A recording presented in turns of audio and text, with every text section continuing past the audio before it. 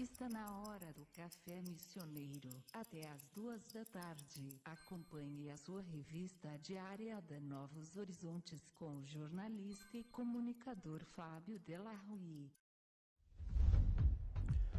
1h23 deste 23 de junho de 2015, véspera do dia de São João. Há algum tempo, ou há muito tempo, era um dia de se passear pela cidade à noite, em noites muito frias, procurar onde estavam as maiores fogueiras da cidade. Era comum encontrarmos nas esquinas, nos terrenos baldios, fogueiras. A gurizada começava 2 ou 3 dias antes a recolher pneus aí pelas borracharias, fixavam-se mastros nesses terrenos baldios. As maiores fogueiras tinham 2 ou 3 mastros, e daí os espertos resolviam colocar pedaços de brasilite dentro da fogueira, porque o amianto em contato com o fogo, ele explodia. E era um brinquedo perigoso. Eu fiz isso muito, junto com um amigo, por exemplo, que eu lembro muito que gostava disso, Giovanni Schneider, que está à frente da Schneider Autopeças. Eu me lembro da nossa infância, que esse 23 de junho tinha muito a ver com isso. Hoje as fogueiras estão proibidas e por aí vai.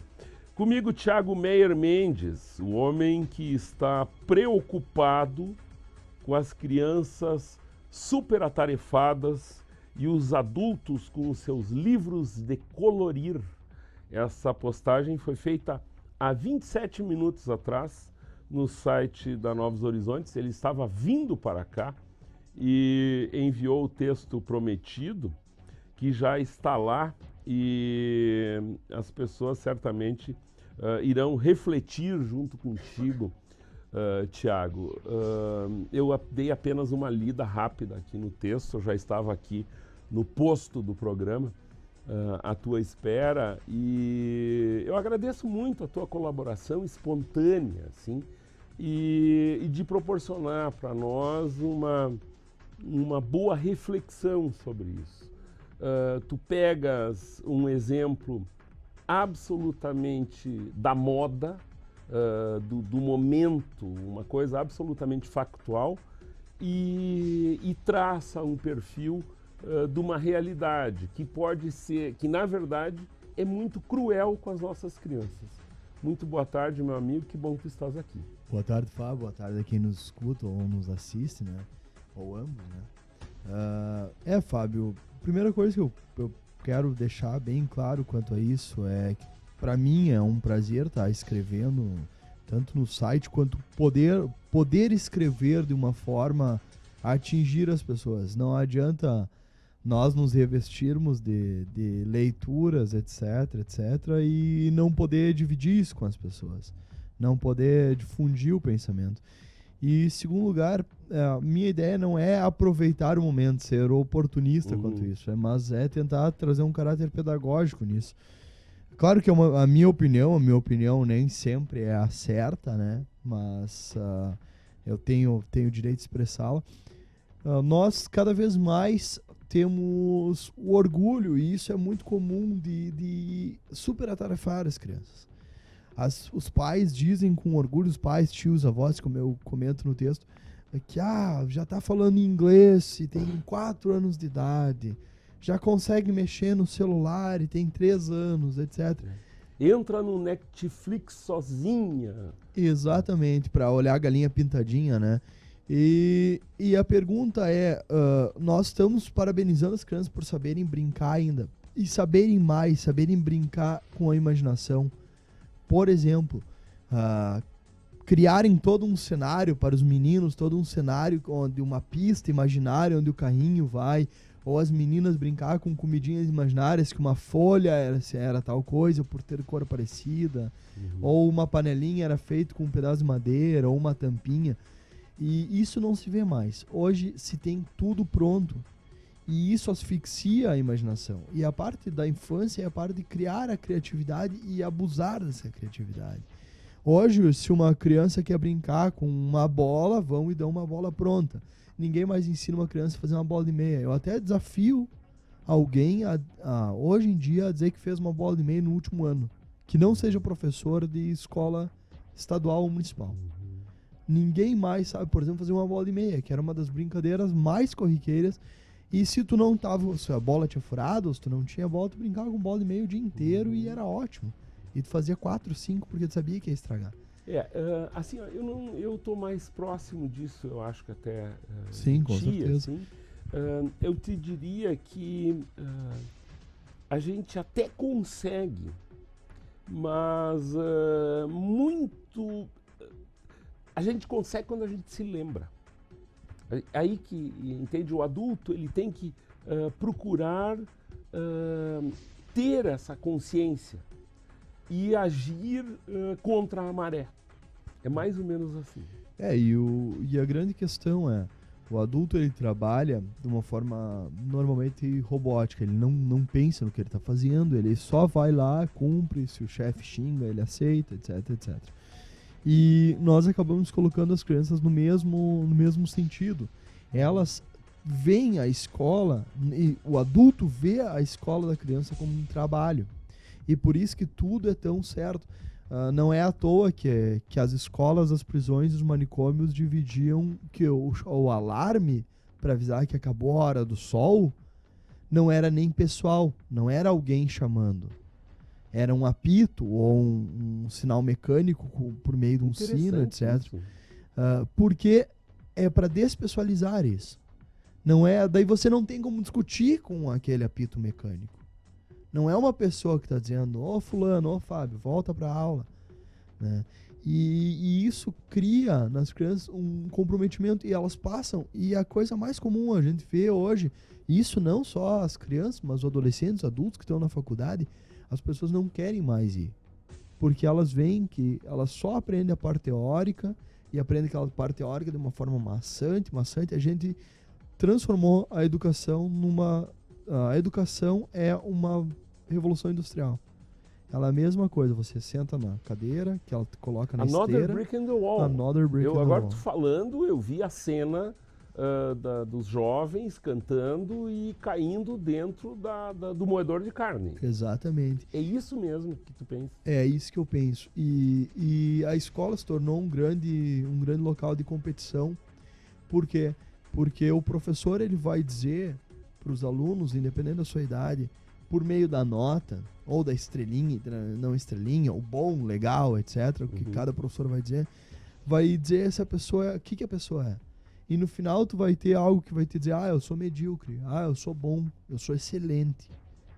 Por quê? Certo. Porque eu tenho tais notas, eu significo tal coisa, eu estou tão adaptado ao sistema ou não. Ok.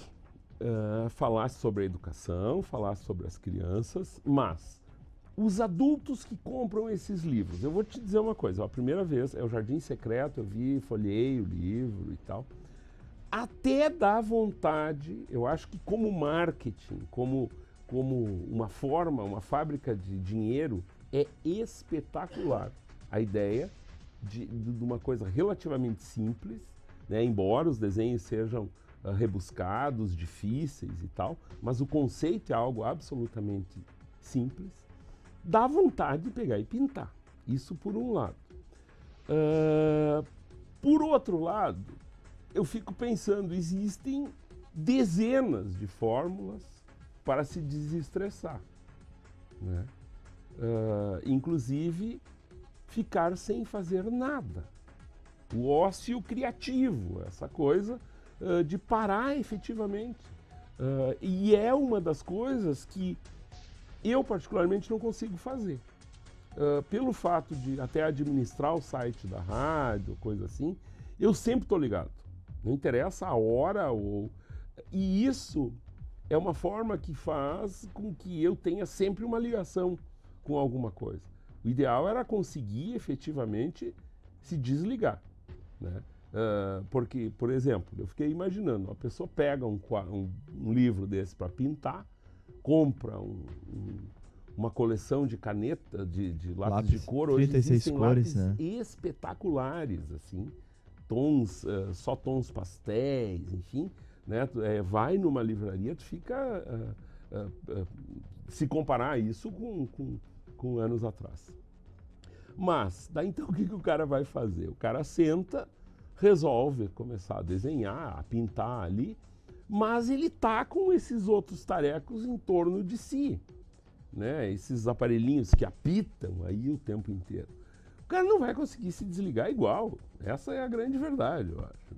Né? Fábio, a questão de querer pintar o livro, além do marketing, eu acho que é porque todo mundo ainda tem algo daquela lembrança da infância, que é como a vida era simples quando o teu trabalho era pintar é aí que tá, imagens. Mas não tinha uma televisão, uma internet, um smartphone, te chamando o tempo todo, né? Te incomodando ali. E a questão é, se você pinta por lazer e não tem outras coisas a fazer, etc., ainda vai, só que o grande problema é que as pessoas querem que aquilo lá seja a grande terapia dela semanal, querem que seja o hobby, e é uma coisa que não é nada sofisticado. Esse é o problema. Não faz com que as pessoas pensem, não faz com que as pessoas cheguem a algum ponto. E essa questão, Fábio, do ócio criativo, pensar isso tem a ver com a questão que eu quero chegar também, que o ócio era regra para pessoas de classe média ou alta na Grécia, né? Porque trabalho era coisa do escravo na época. Ou a pessoa deveria ficar pensando em casa, etc. Ou pensando nas ruas, toda essa história. E com o tempo, com a dominação religiosa, né, principalmente na Idade Média, o ócio foi demonizado. E depois da Revolução Industrial, então, essa foi a ideia principal. Foi proibido, praticamente. Ninguém mais poderia ser ocioso, porque quando tu trabalha 16 horas por dia, 12 a 16 horas por dia, você não tem mais tempo pro ócio. E isso vai tirando a inventividade das pessoas. Por que tirar a inventividade das pessoas? Porque pessoas que têm capacidade criativa, elas normalmente vão se rebelar contra aquilo que existe, porque elas vão pensar algo melhor ou algo diferente, não precisa nem ser melhor. E toda vez que alguém pensa algo diferente, isso é um risco muito grande. E essa questão da Grécia me lembra, eu tive a oportunidade de ver um documentário muito bom por indicação, numa aula, na verdade, do mestrado, na aula do professor André Copete, que o nome do documentário é A Educação Proibida. Eu indico que todas as pessoas que tenham filhos que estão na escola ou na faculdade, e mesmo professores e os próprios alunos assistam esse documentário. A Educação Proibida, ele é feito por argentinos, chilenos, uruguais e espanhóis.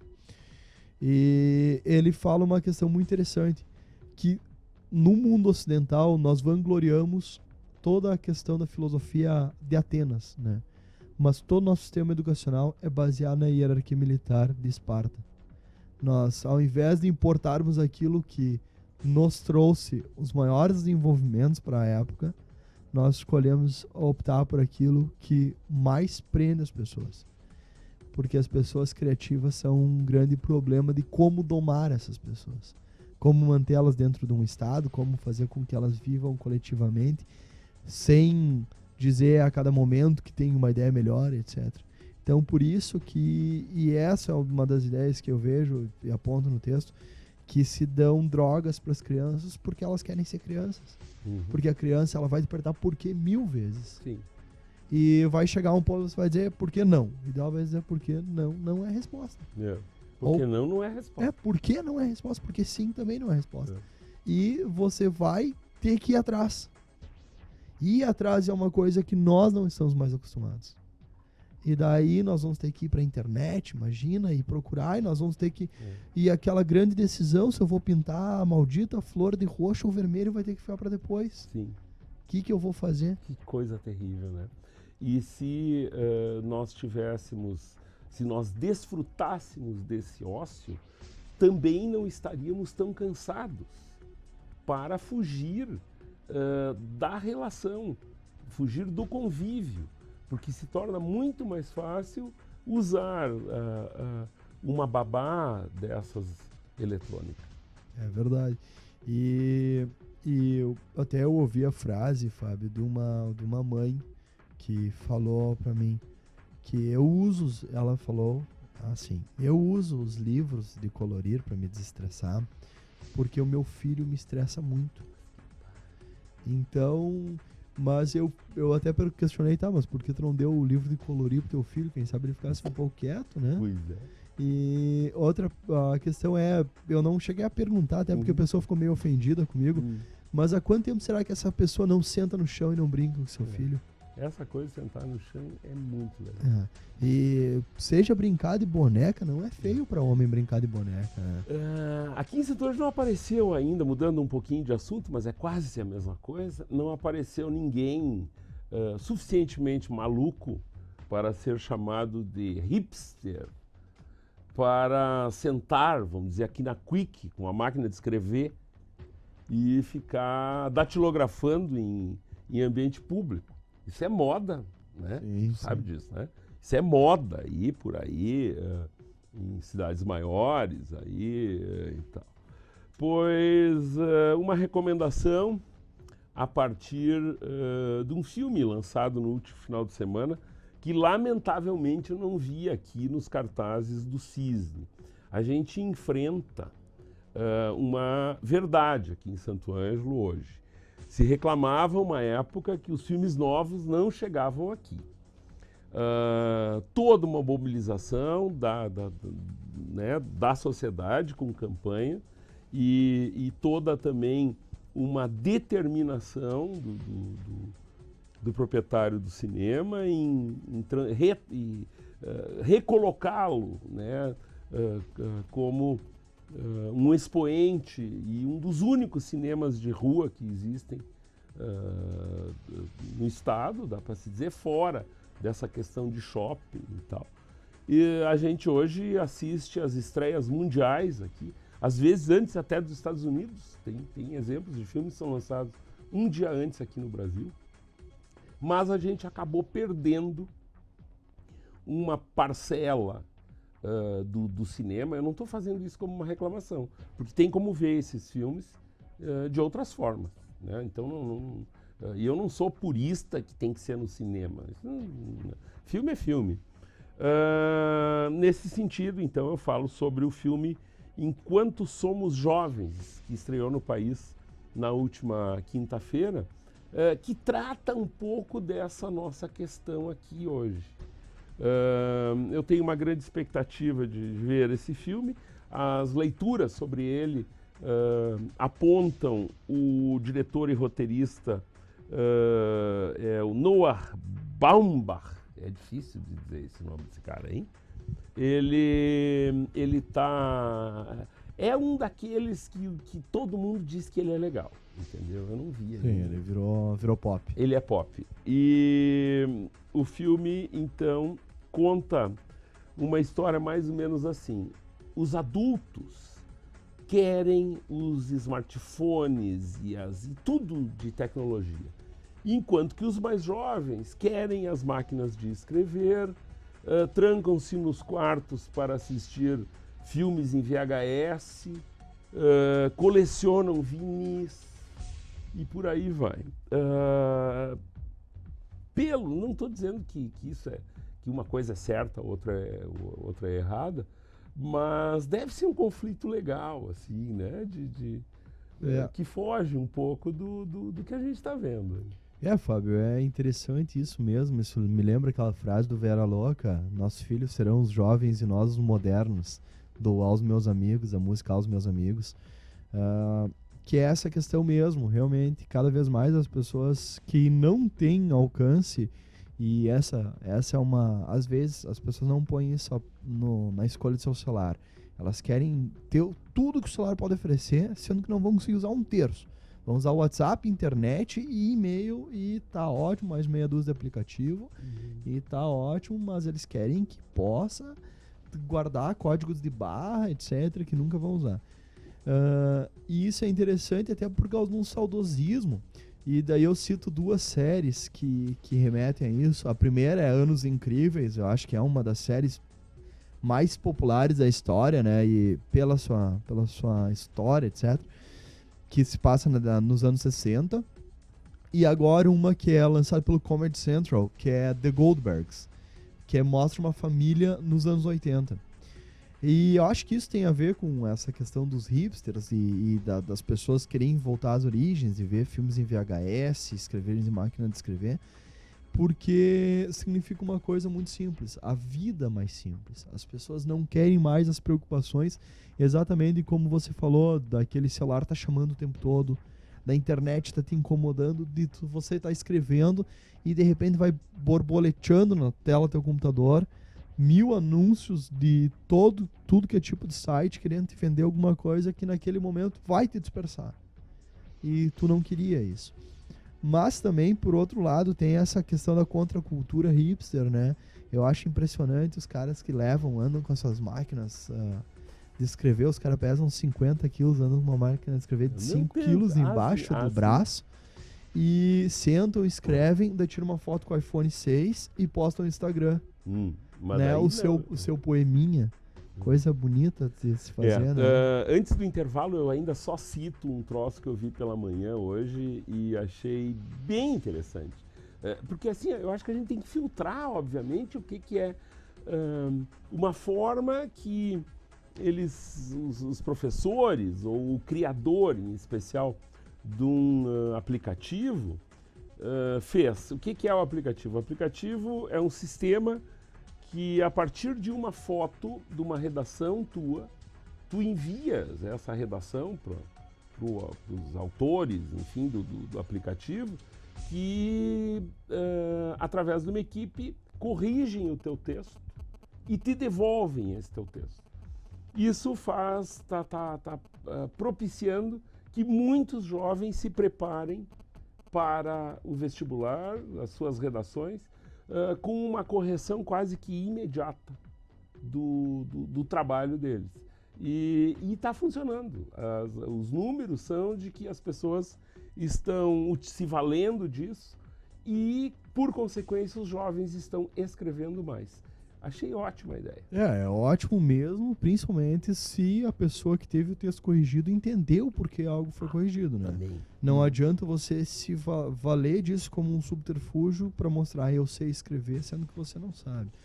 Muito bem, a gente está já estourou o tempo do intervalo, e então vamos a ele e em seguida a gente conversa ainda um pouquinho sobre a questão envolvendo o pastor e o jornalista. Nós já voltamos. A melhor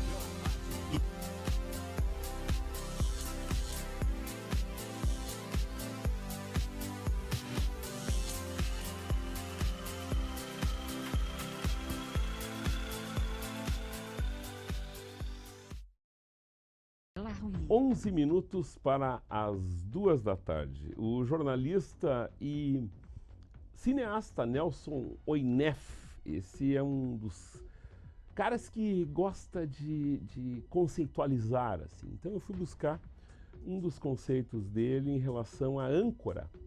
Âncora é um conceito surgido no Brasil nos anos 80, e tem uma ligação muito grande com credibilidade. No Brasil existiram alguns âncoras. O Ricardo Boechat talvez seja o único âncora assim no país. Isso se pensarmos em termos de televisão.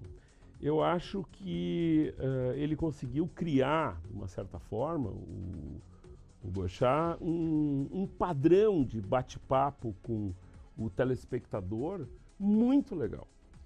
Porém, existe um outro Ricardo Boechat que grande parte dos brasileiros não conhece. Eu também não conhecia e, através da sugestão de uma pessoa muito querida, eu tratei de ouvir o Boechat, algumas oportunidades, na Band News, num programa que ele mantém pela manhã. Ele é outra pessoa. Ele é um sujeito, e aí entra uma das grandes preocupações que eu tenho aqui, conduzindo o Café Missioneiro. Eu me policio, por vezes eu sou muito raivoso aqui. E eu detesto, estou sendo agora nesse momento, gente raivosa. E procuro me controlar muito nisso e acabo por cometer esses lapsos, mas é assim mesmo. Ninguém é perfeito, pois o Boechat no rádio, ele dá vontade de desligar o rádio ouvindo o Boechat. Essa é a minha modesta opinião. Quem quer descobrir isso, acesse, ouça um trecho do programa dele que ele conduz na Band News. Pois na última sexta-feira, então, ocorreu o grande episódio dele aí.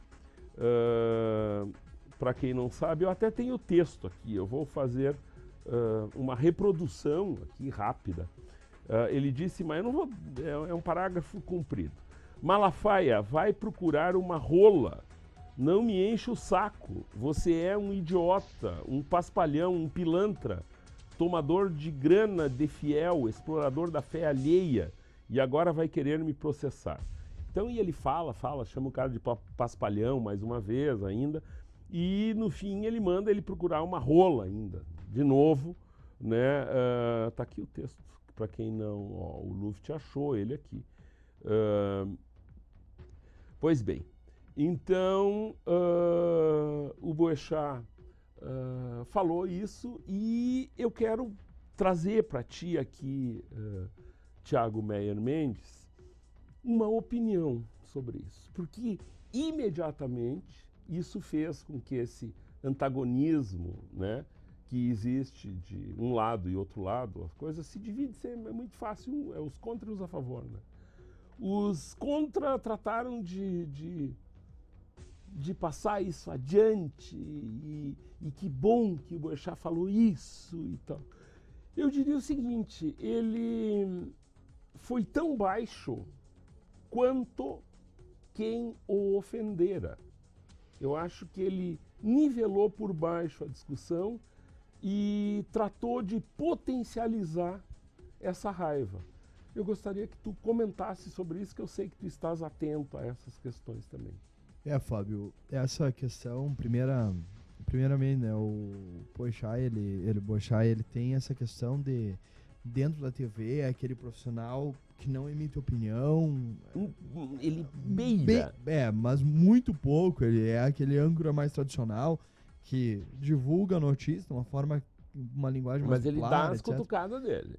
Mas no rádio é bem diferente, porque ele fala o que ele tem vontade de falar. Bem interessante essa oportunidade que ele tem. Mas, como tu falou, ele sempre fala, nós sabemos que ódio só leva a ódio, né?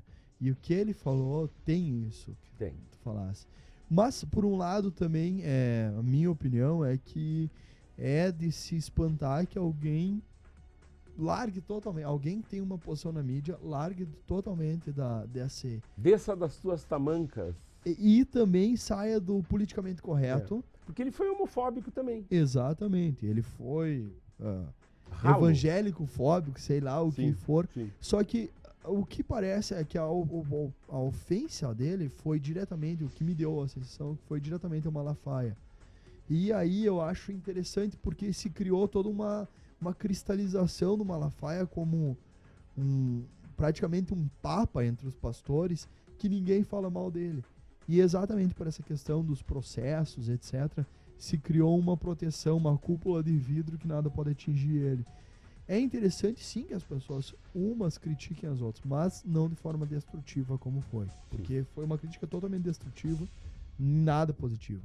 Porque todo mundo que é uma figura pública, todo mundo que convive em qualquer tipo de comunidade, nem que seja duas pessoas, em uma convivência social, você vai ter que ouvir críticas. E você vai cometer atos que te levarão os outros a ter críticas a ti. Claro. A questão é como você vai interpretar essas críticas e como os outros vão falar a crítica. E aí que eu acho que foi o grande erro dele, foi ter tentado não só criticar alguém que merece, na minha opinião, merece sim ser criticado, mas foi ter criticado ele de forma ofensiva, destrutiva e que nada venha acrescentar às pessoas. Daí o que acontece, exatamente como tu falou, Fábio, cria a ideia de nós e eles. Nós, porque o nós é nós contra eles. Então se cria duas divisões muito claras de inimigos e não de pessoas que podem conviver juntos apesar da opinião diferente, o que é horrível. Muito bem, então é isso. Mais algum comentário? Eu volto só a recomendar aqui a leitura desse nosso primeiro tema aqui do Café Missioneiro. Ele está no site da Novos Horizontes, ou você pode encontrar também curtindo a nossa página no Facebook, que está lá o artigo redigido pelo Thiago Meyer Mendes. E é isso, Thiago, a gente termina em cima da hora aí, tá? Tem algum comentário final? Boa tarde, assim. Fábio, eu agradeço uma vez mais estarmos aqui e quero dizer que pena que eu não pude me fazer presente no show do Vanderbilder, que eu sei que tu estivesse lá. Okay. Uhum. Eu posso fazer um pequeno comentário sobre isso. Não tinha tanta gente quanto foi a expectativa. Ele mantém uma característica muito pessoal, assim, de um distanciamento do público. Pessoas que só conheciam algumas músicas dele gostaram do show. A banda que o acompanhava era muito boa, assim, os músicos, porque tem uma comunidade de músicos aqui, o Claudiano, o Bonacho, a turma, esse é tudo amigo do Matheus Rasta aí. Eles estavam lá e elogiaram muito, assim, os músicos, enfim. Mas o King se apresenta como um bom espaço para esse tipo de evento, né? Eles controlaram o público, havia espaço lá dentro, né? Embora até eu diga que poderia ter entrado mais um pouco de gente, que não teria problema nenhum. Tomara que outros artistas aí do rock e pop aí venham, voltem a Santo Ângelo. Fazia 10 anos que o cara não se apresentava aqui. Interessante. Interessante. O Matheus Rasta não faz parte do grupo de músicos. Andou saindo uma lista aí dos músicos que fizeram. Isso é conversa, né? Sem dúvida nenhuma. Que rola uma história de pactos e tal. Eu sei que o Matheus Rasta tem pacto com Jah. É isso, Matheus? Rastafari. Ok. Muito bem. Hoje ele está com um boné com um diamante nas cores do reggae. É isso? Isso aí. Muito bem. Muito boa tarde. Ficamos por aqui. 1h59 agora. E o Café Missioneiro retorna amanhã nesta mesma emissora, a melhor rádio do seu rádio. Muito boa tarde. A melhor rádio do seu rádio.